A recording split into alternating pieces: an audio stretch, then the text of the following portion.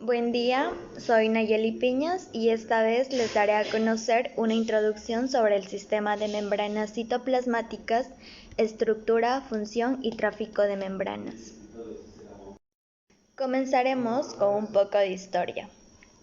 Observando con un microscopio de luz, los citoplasmas de casi todas las células parecían escasas de una estructura.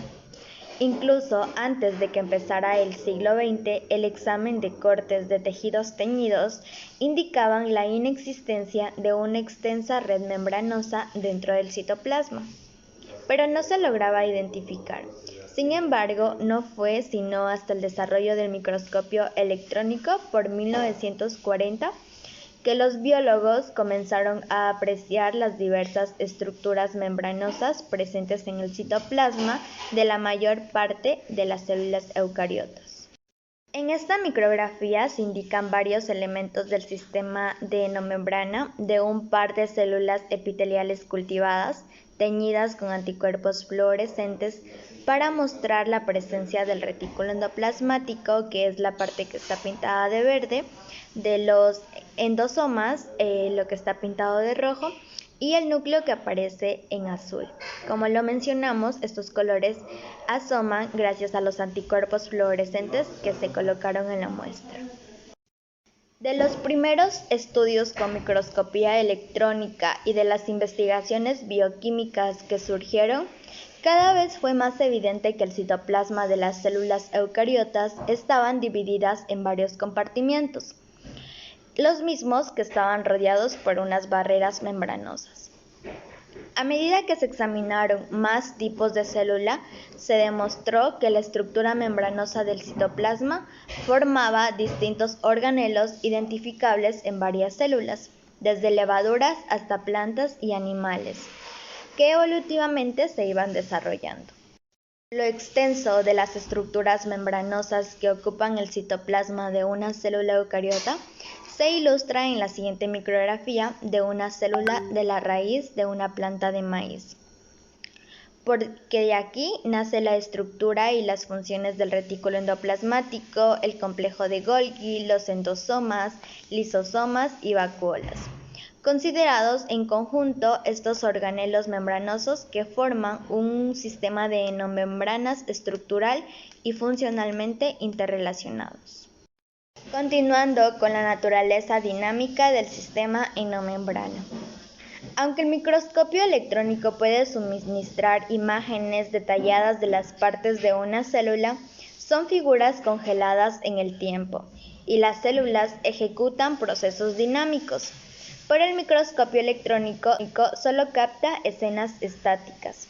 Por consiguiente, debemos tratar de poner en acción a los organelos de la célula en nuestra propia imaginación.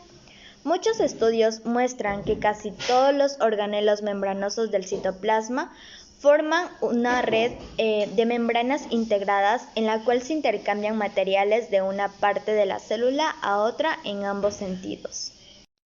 En la mayor parte de los casos, los vehículos que llevan materiales entre los organelos, por ejemplo del retículo endoplasmático al complejo de Golgi, son minúsculas vesículas de transporte que se forman por gemación a partir de un comportamiento membranoso. Estas vesículas se mueven a través del citoplasma de manera dirigida con frecuencia a lo largo de las vías formadas por elementos del citoesqueleto y luego se fusionan con la membrana de un compartimiento diferente que acepta tanto la carga soluble de la vesícula como su envoltura membranosa. Estos son ciclos repetidos de gemación y fusión que desplazan materiales a lo largo de las vías a través de la célula. Además, se han identificado diversas vías en el citoplasma.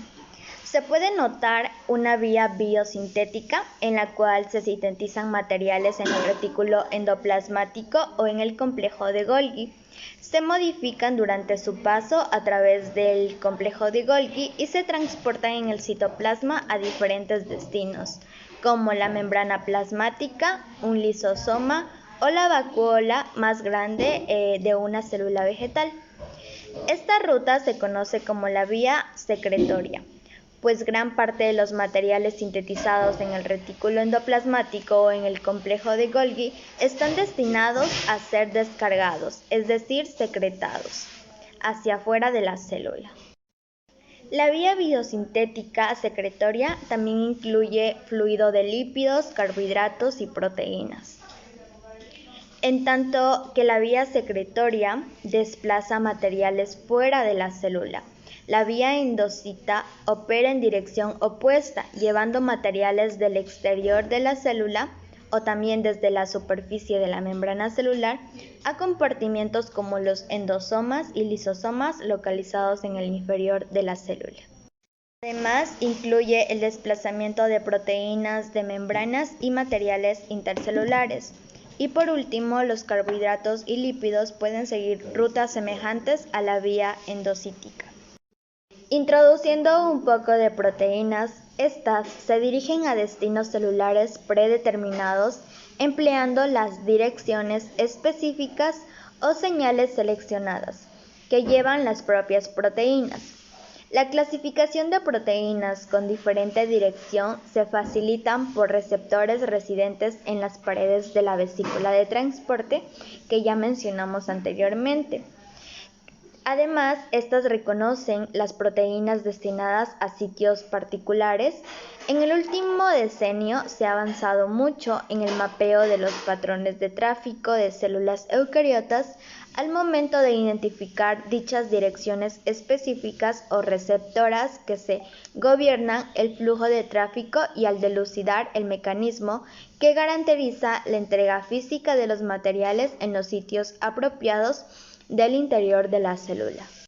En las siguientes presentaciones se darán a conocer a más detalle dichos temas mencionados y comenzaremos con algunos de los más importantes métodos experimentales gracias a los cuales se observaron los avances dichos. Gracias.